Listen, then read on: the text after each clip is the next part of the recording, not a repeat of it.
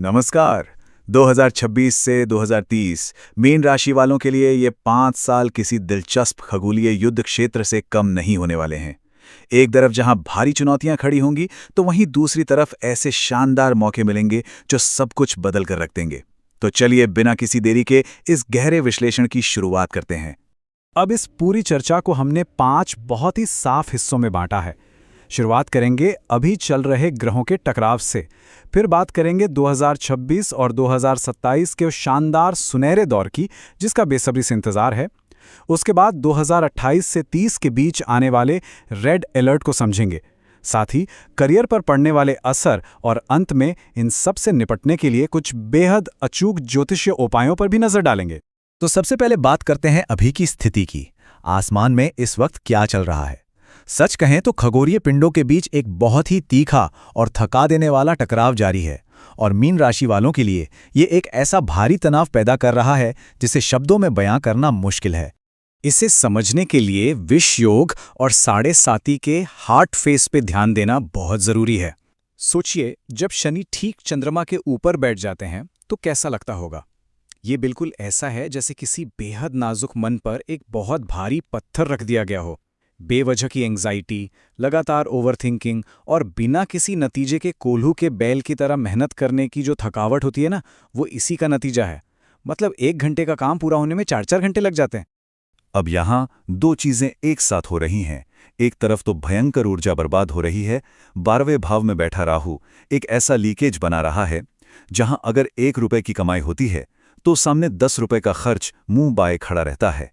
लेकिन रुकिए, यहां एक बहुत बड़ी उम्मीद की किरण भी है। मीन राशि के अपने स्वामी देवगुरु बृहस्पति इस पूरे 5 साल की कहानी में वो एक असली हीरो की तरह एंट्री लेने वाले हैं।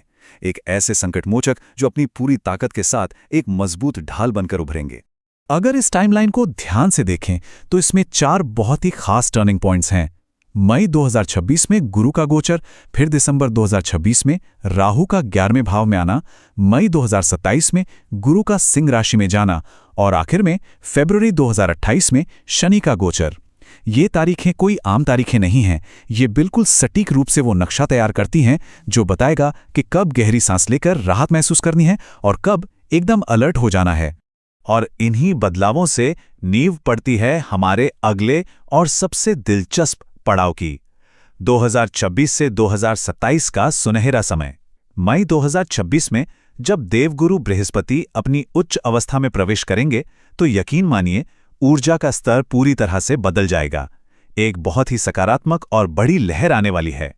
5वें भाव में उच्च के गुरु के आते ही मुख्य रूप से 3 बड़े चमत्कार देखने को मिलेंगे।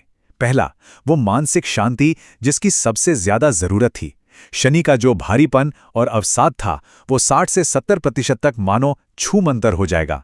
दूसरा चमत्कार है अचानक धन लाभ, यानी अप्रत्याशित वित्तीय मुनाफे और वो गुप्त बचत जिसके बारे में सोचा भी नहीं होगा। और तीसरा, शिक्षा और परिवार के क्षेत्र में परीक्षाओं में कमाल की सफलता और बढ़ते परिवारों के लिए शानदार खुशखबरी आने के पूरे योग हैं। इस बदलाव को अगर एक लाइन में समझना हो तो बस जरा कल्पना कीजिए कि एक बहुत ही अंधेरे कमरे में अचानक से 1000 वॉट का बल्ब जल जाए। कैसा लगेगा? बिल्कुल ऐसा ही महसूस होगा। वो लंबे समय से चली आ रही घुटन, निराशा और भारीपन पलक झपकते ही एक जबरदस्त और नए आत्मविश्वास में बदल जाएंगे। अब एक तारीख जिसे बिल्कुल नोट कर लेना चाहिए, वो है 6 दिसंबर 2026। इस दिन पर खास नजर रखनी है। क्यों? क्योंकि इसी दिन राहु 12वें भाव से निकलकर सीधे 11वें भाव में प्रवेश करेंगे। और ज्योतिष के जानकारों को पता है कि 11वें घर का राहु कितना शुभ होता है। ये वो समय होगा जब शेयर बाजार से अचानक मुनाफा हो सकता है, कोई बहुत पुराना फंसा हुआ पैसा अचानक वापस आ सकता है और गुप्त बचत में भी भारी उछाल देखने को मिल सकता है। लेकिन मध्य 2027 आते आते चीजें थोड़ी बदलेंगी। तब सफलता किसी चांदी की थाली में सजकर नहीं मिलेगी। इसके लिए खूब पसीना बहाना पड़ेगा। हाँ, विवादों में जीत जरूर मिलेगी, लेकिन स्वास्थ्य को लेकर एक बहुत सख्त चेतावनी भी है, खासकर पेट, पाचन और डायबिटीज को लेकर। इस दौरान जंक फूड या बाहर के चटक-मटक खाने से जितनी दूरी बनाकर रखेंगे, अस्पताल के चक्करों से उतना ही बचे रहेंगे। चलिए, अब कहानी के उस हिस्से की तरफ मुड़ते हैं जो थोड़ा गंभीर है। 2028 से 2030 तक का रेड अलर्ट पीरियड। ये वो बेहद संवेदनशील समय होगा जब शनिदेव गोचर करते हुए अपनी सबसे कमजोर यानी नीच अवस्था में आ जाएंगे, और यहां बहुत ज्यादा सतर्क रहने की जरूरत है। इस रेड अलर्ट के दौरान मुख्य रूप से 3 बड़ी चेतावनियों को बिल्कुल हल्के में नहीं लेना है। पहला है पारिवारिक कलह। अगर कोई उकसाए भी तो पूरी तरह से मौन रहना ही सबसे अच्छा और इकलौता बचाव है। दूसरा खतरा है धन हानि का। इस दौरान किसी को भी भूल कर भी पैसा उधार नहीं देना है, वरना मानकर चलिए कि वो पैसा और वो रिश्ता दोनों हमेशा के लिए डूब जाएंगे। और तीसरी और सबसे अहम चेतावनी है वाणी दोष। अपनी जुबान पर सख्त कंट्रोल रखना ही इस समय का सबसे बड़ा और मजबूत सुरक्षा कवच साबित होगा। अगर इसे एक उदाहरण से समझे तो स्थिति कुछ ऐसी होगी जैसे कमाई एक ऐसी बाल्टी में गिर रही हो जिसके पैंदे में एक बड़ा सा छेद है। मतलब पैसा आना नहीं रुकेगा, कमाई होती रहेगी, लेकिन अचानक और अनचाहे खर्चे उसे तुरंत बहा ले जाएंगे। इसीलिए ये बहुत जोरदार सलाह दी जाती है कि 2028 शुरू होने से पहले ही अपने अतिरिक्त धन को फिक्स डिपॉजिट, प्रॉपर्टी या सोने में सुरक्षित रूप से लॉक कर दिया जाए। अब इस पूरे खगोलीय समीकरण को करियर और पेशे के नजरिए से भी देख लेते हैं। अलग अलग व्यवसायों पर इसका क्या और कैसा असर पड़ने वाला है। अगर अलग अलग प्रोफेशंस की बात करें तो तस्वीर काफी साफ नजर आती है। शिक्षा के क्षेत्र से जुड़े लोगों के लिए शुरुआत थोड़ी धीमी लग सकती है, लेकिन 2028 के बाद उन्हें वो सम्मान और प्रमोशन मिलेगा जिसके वो हकदार हैं। मेडिकल और कानून के पेशे वालों को तो शुरुआत में काम के अत्यधिक बोझ से गुजरना पड़ेगा, लेकिन यकीन मानिए 2027 आते आते इस मेहनत का बहुत बड़ा और शानदार फल मिलेगा।